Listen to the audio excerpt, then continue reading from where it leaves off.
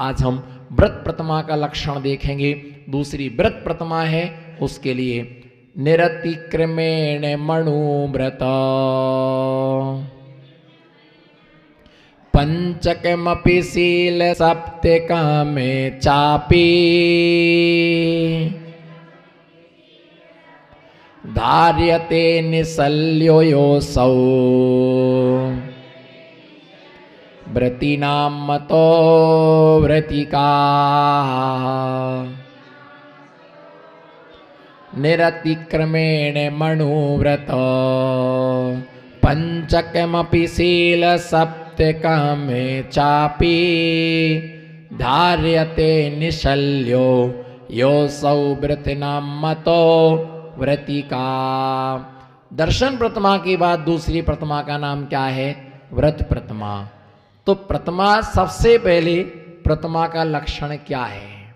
प्रतिमा किसे कहते हैं? संयम अंश जगो जहां।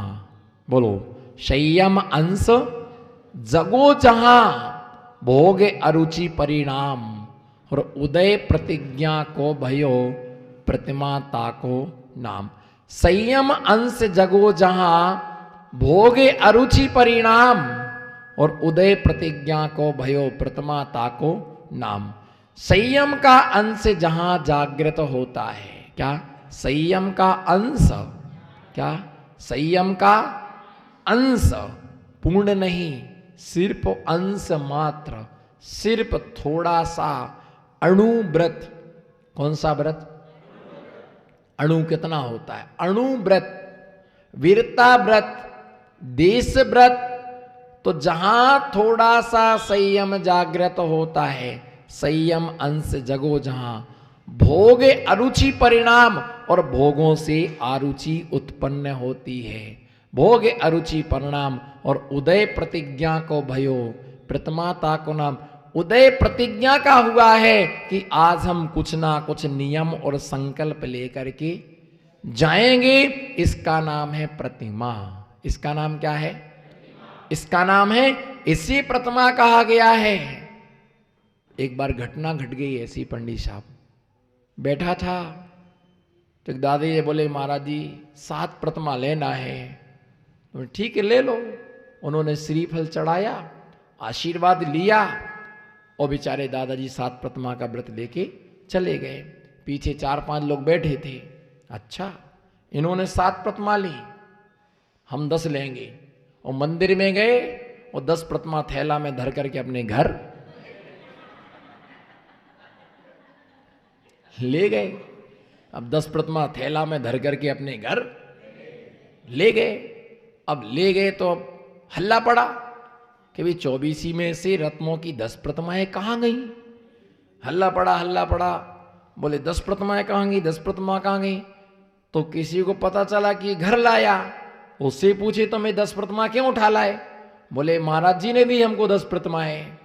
हमसे बोले महाराज जी हम भी 10 प्रतिमा लेना चाहे तो मैं ले लो। मंदिर गया, थैला में धर के ले गया। बोले उनको तुमने 7 दी तो हम किसी से हाथ पांव में दम नहीं, और हम किसी से, तुमने हाथ प्रतिमा ली, हम 10 लेके जाएंगे। और थैला में उठा के 10 प्रतिमा ले गए। अब बोले वो आदमी से पूछा, तुम क्यों प्रतिमा लेके आए? पंच महानुभाव ने पूछा, तुम प्रतिमा क्यों लेके आए? तो बोले हमको तो महाराज जी ने दी 10 प्रतिमाएं। लोग हमारे पास आए, बोले महाराज जी आपने इनको 10 प्रतिमा दी। मैंने कहा मैंने तो नहीं दी। बोले महाराज जी आपने उनको 7 प्रतिमा दी, हम 10 ले गए। हमने कहा भैया वो व्रत प्रतिमाएं हैं, ये मंदिर की प्रतिमाएं नहीं है। ये मंदिर की प्रतिमा नहीं ले जाना है। एक शांतिनाथ की उठा ले गए, एक आदिनाथ की उठा ले गए, एक पारस 9 देवताओं 9 नवग्रह की 9 प्रतिमाएं ले गए। एक जो मिली हाथ में 10 ले गए, पूरी 10 प्रतिमा करके। ऐसी मंदिर की प्रतिमा, ये व्रत रूप प्रतिमा है। कौन सी प्रतिमा है? ये जो प्रतिमा है व्रत रूप प्रतिमाएं हैं। तो ऐसे व्रत प्रतिमा। अब व्रत का मतलब हिंसा, झूठ, चोरी, कुशील, परिग्रह, इनका एक देश त्याग करना, इसका नाम क्या है? प्रतिमा। हिंसा नितस्ते या ब्रह्म परिज्ञेभ्यो व्रति व्रतम। हिंसा, झूठ, चोरी, कुशील, परिग्रह का एक देश त्याग करने का नाम क्या है? प्रतिमा। नमो सिद्धाड़म। इसका नाम क्या है? इसका नाम है प्रतिमा। और धर्म के लिए कहा कि धर्म वस्तु स्वभावो धम्मो। वस्तु के स्वभाव का नाम क्या है? धर्म। चारित्रम खलु धम्मो। धर्म किसे कहते हैं? बताओ। धर्म, धर्म का स्वरूप क्या है? किसे कहते हैं धर्म? बताओ, धर्म किसे कहते हैं? धर्म का लक्षण क्या है? वस्तु स्वभावो धम्मो। वस्तु का जो स्वभाव है उसका नाम क्या है? चारित्रम खलु धम्मो। चारित्र्य का नाम क्या है? धर्म है। धर्म की परिभाषा एक नहीं है। ओम जी, धर्म की परिभाषा एक नहीं है। क्या तो जिंदगी में पहली बार तो प्रवचन सुन रहे? ये लास्ट है क्या? जिंदगी में कभी किसी महाराज के तो पकड़ में आए? छूटना तो चाह रहे पर छोड़ नहीं पा रहे।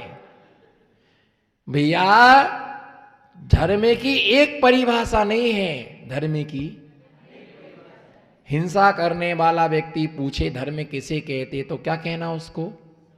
कोई हिंसा करता है, वो पूछे कि धर्म किसे कहते हैं, तो उसको कहना हिंसा ना करना ही।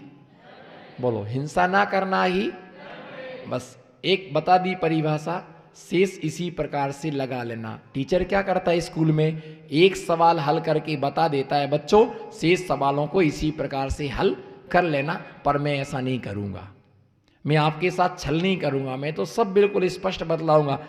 हिंसा करने वाला पूछे कि धर्म क्या है, तो उसको कहना हिंसा ना करना ही। बोलो, हिंसा ना करना ही। हिंसा ना करना ही धर्म है। अगर झूठ बोलने वाला पूछता है कि धर्म किसे कहते हैं, तो उसको कहना झूठ ना बोलना ही। बोलो, झूठ ना बोलना ही। और अगर चोरी करने वाला पूछे कि धर्म किसे कहते हैं, तो क्या कहना उसको? जो ना बोले उसे चोर की कसम। चोरी करने वाला पूछे कि धर्म किसे कहते हैं, तो क्या कहना? बोलो जी, चोरी ना करना ही। कुशील सेवन करने वाला पूछे कि धर्म किसे कहते हैं, तो क्या कहना? कुशील सेवन ना करना ही धर्म है। और परिग्रह का संग्रह करने वाला पूछे कि धर्म किसे कहते हैं, तो कहना परिग्रह का संग्रह ना करना ही। बोलो, परिग्रह का संग्रह ना करना ही। परिग्रह का संग्रह ना करना ही। उसके लिए बतलाना परिग्रह का संग्रह ना करना ही धर्म है। अगर कोई खूब क्रोध करता है और वो पूछे कि धर्म किसे कहते, तो क्या कहना? क्रोध ना करना ही। बोलो ना, क्रोध ना करना ही।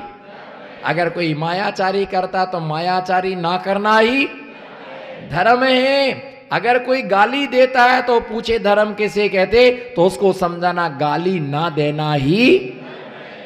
गाली ना देना ही। अगर कोई कंजूस है, कंजूस, प्रकाश कंजूस, मक्खी चूस। बोलो, बोलो ना, कंजूस। बोलो ना, कंजूस मक्खी चूस। ललित भाई, चमड़ी जाए पर दमड़ी ना जाए। बोलो ना। अरे बोलो, बोलने में क्या लगता है? जेब से 2 रुपये खर्च करो ना करो, पर मुंह से 2 शब्द तो खर्च करो। चमड़ी जाए पर, ललित भैया बोलो ना, चमड़ी जाए पर दमड़ी ना जाए।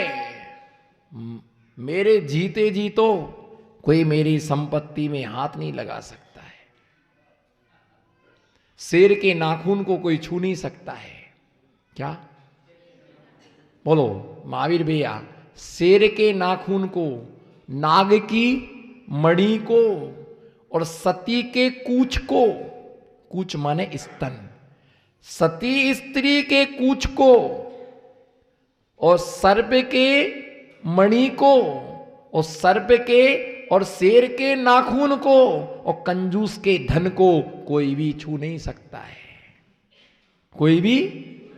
कोई भी मरते मर जाऊं, ना खाऊं ना न खाऊं ना, न आऊं ना आने दूं, न जीऊं ना जीने दूं, मरते मर जाऊं।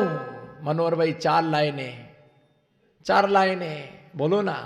नाग के मणि को, बोलो नाग के मणि को, शेर के नाखून को, सती के कूच को और कंजूस के धन को कोई भी व्यक्ति छू। कंजूस का हम पार नहीं पा पाए, तुम क्या पार पा पाओगे? कंजूस का हम पार नहीं पा पाए, तुम क्या पार पा पाओगे?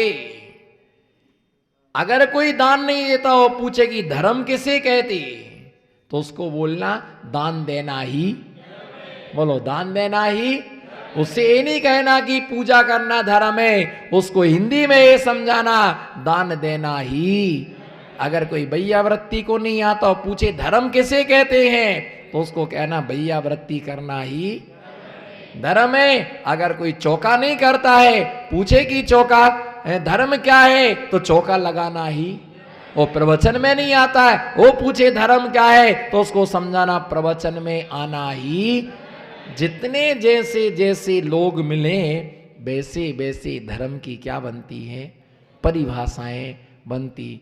जो नहीं करता है उसको वही धर्म बताना, उसको वही धर्म बताना। बस वो धर्म के मार्ग पर लग जाए। अपना इतना दया और करुणा का क्या होना, भाव होना। और ये व्रतों का लक्षण, व्रतों के बिना किसी भी जीव का कल्याण नहीं होता है। व्रतों के बिना किसी भी जीव का कल्याण नहीं होता है। कल्याण बातों से नहीं, कल्याण व्रतों से होता है। और आज नहीं तो कल करना ही पड़ेगा। और वैसे तो आचार्यों का उपदेश है कि निर्ग्रंथ मुद्रा ही धारण करना चाहिए, मुनि दीक्षा ही धारण करना चाहिए। हाँ, ईलक, क्षुल्लक, प्रतिमाधारी, व्रती बनने का उपदेश किसके लिए है? आसाधर जी सागार धर्मामृत ग्रंथ में लिखते हैं। आसाधर जी ने सागार धर्मामृत में लिखा, ईलक क्षुल्लक उन्हें बनना चाहिए जिनके अंदर मुनि बनने की योग्यता। ध्यान से सुनना, जैन दर्शन की आचार संहिता, जिस पुरुष के अंदर क्या, जिस पुरुष के अंदर मुनि बनने की योग्यता है और वो मुनि बनने की इच्छा रखता है, मुनि दीक्षा का निवेदन करता है, फिर भी आचार्य अगर उसे क्षुल्लक दीक्षा देता है तो आचार्य पारंचिक प्राश्चित का अधिकारी है। योग्यता के होने पर भी तुमने उसको निर्गन दीक्षा नहीं दी। तुम्हारे पास वस्त्र नहीं है, तुमने वस्त्र क्यों दिए? तुम्हारा बर्तनों का त्याग है, तुमने उसको बर्तन क्यों दिए? उसको तुम्हें मुनि बनने का उपदेश देना चाहिए था। योग्यता के अभाव में तुमने मुनि दीक्षा दी, तुम प्राश्चित के अधिकारी हो, तुमने वस्त्र पहनने का उपदेश दिया है। और यदि योग्यता के अभाव में जिसके अंदर क्षुल्लक बनने की भी योग्यता नहीं है, वो अगर कोई संघ की संख्या बढ़ाने के लिए अगर उसे मुनि बना देता है, तो वो आचार्य भी परांचिक प्राश्चित का अधिकारी होता है।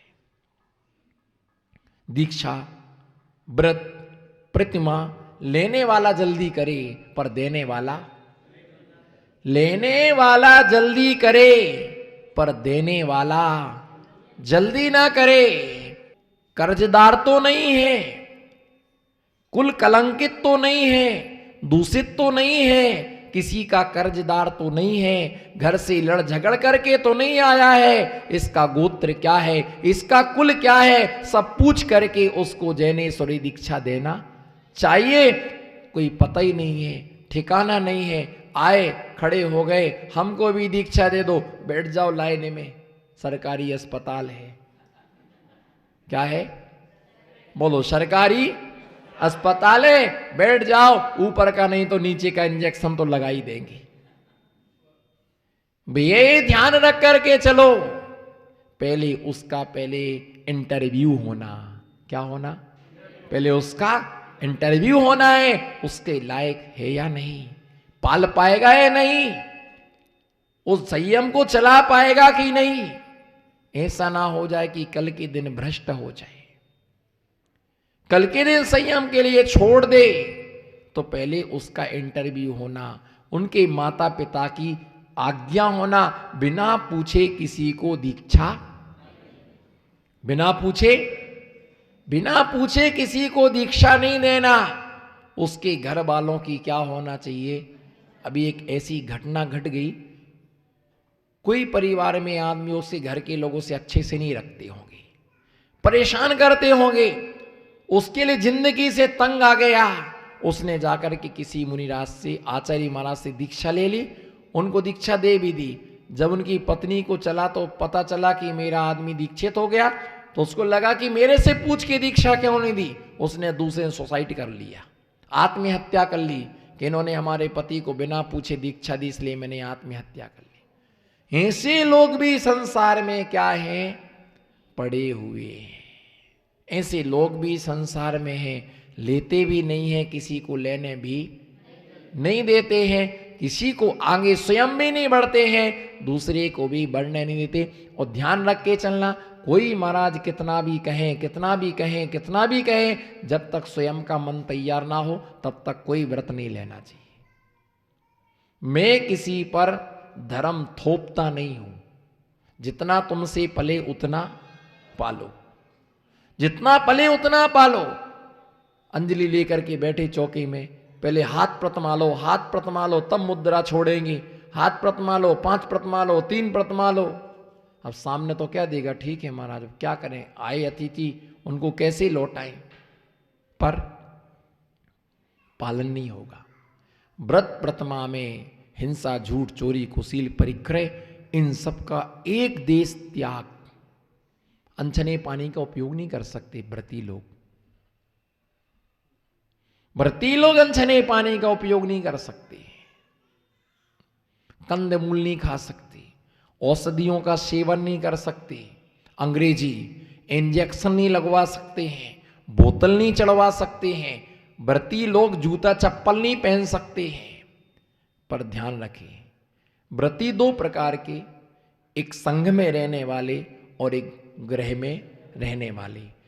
संघ में रहने वाले सफेद कपड़े पहनते हैं, सफेद कपड़े पहनने वालों को जूता चप्पल कभी भी शोभा। आप बने हो व्रती तो अब व्रती अच्छे बनो।